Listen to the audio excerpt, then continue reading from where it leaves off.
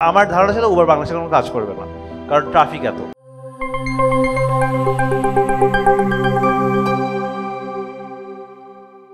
রামপুর একটা ফ্লাইওভার এবং মালিবাগ ফ্লাইওভারটা ক্রস করে আমার প্রতিদিন ইউনিভার্সিটি যেতে হতো। ইট ওয়াজ আ পেইন। অ্যান্ড আমি বাসে যেতাম এবং আমি দেখতাম যে মোটর বাইকগুলা জুম করে চলে যাচ্ছিল। হ্যাঁ, অ্যান্ড দ্যাট ওয়াজ ইন্টারেস্টিং। আমি এটা বলবো না যে এই আইডিয়াটা একদমই খুব ইনোভেটিভ একটা আইডিয়া। 2013-14 তখনও উবার বাংলাদেশে নাই, রাইট? আমি কখনো বিদেশে যাই নাই। আমি দেখতেছিলাম যে আচ্ছা, সিঙ্গাপুর মার্কেটে গ্র্যাব বলে কিছু একটা আছে, ইন্দোনেশিয়ার মার্কেটে গোজেক বলে কিছু একটা আছে। হ্যাঁ, এবং আমি ভাবতেছিলাম যে আচ্ছা, ওই মার্কেটে এসবগুলো আছে, বাংলাদেশ মার্কেটে তো এগুলো নাই।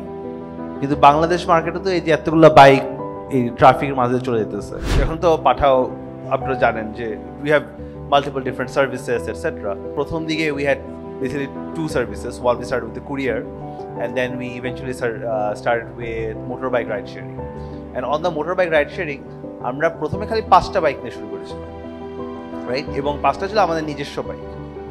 সেই 5টা বাইকে আমার কোনো অ্যাপ ছিল না। আমরা একটা ফেসবুকে একটা গ্রুপ বানিয়েছিলাম এবং এই ফেসবুক গ্রুপ দিয়ে সবাইকে বলতাম যে আমার ফ্রেন্ডদেরকে অ্যাড করলাম, বললাম যে তোমাদের যদি ঘন রাইড লাগবে আমাকে এই নাম্বারে কল দিও অথবা এখানে পোস্ট করো, রাইট? অ্যান্ড তখন আমি ম্যানুয়ালি সেই নাম্বারটা নিয়ে তাকে ফোন করে, তারপর ড্রাইভারকে ফোন করে we'd do a manual matching, right? Because it took us a long time even to make an app, even to choose to make an app, right?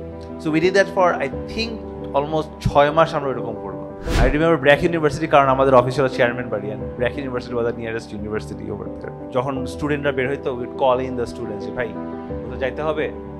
হ্যাঁ, and they would be very confused যে হ্যাঁ কেন, I'm like হ্যাঁ কেমনে যাবেন ভাই? CNG তে যাব। ও আচ্ছা, how about instead of taking a CNG, why don't you go by a bike? And they would be even more confused because you have to imagine এখন পাঠা ride sharing is pretty common, কিন্তু তখন এটা common ছিল না, right? We sort of created an entire category into the market. ওরা মনে করতো যে আমরা হয়তো ওকে কিডন্যাপ করে কোথাও নিয়ে যাবো। তো আমরা বললাম ভাই দেখেন, ঢাকার রাস্তা তো এমনি অনেক জাম, আপনি যদি সিএনজিতে যান, সিএনজি তো খাঁচার মতো, সিএনজি তো কিডন্যাপ করে নিয়ে যাবে, তো পালাতে পারবেন। হ্যাঁ, কিন্তু বাইক থেকে তো লাফায় নিয়ে যেতে পারবেন। Some of them got convinced. আমার ধারণা ছিল উবার বাংলাদেশে কোনো কাজ করবে না, কারণ ট্রাফিক এত, রাইট? কিন্তু মোটর বাইক হয়তো কাজ করতে পারে। সো এই জাস্ট দুইটা জিনিস আমি একটা ছিল যে আই লার্ন সামথিং অনলাইন, যে দেশের বাইরে কি কাজ করতেছে এবং যেটা দেশে নাই, রাইট? এবং ওইটা কিভাবে আমি দেশে আনা যায়। So it was sort of a combination of these three things. I will never say that Patha is a very innovative and unique idea. It's not, but we saw a market need.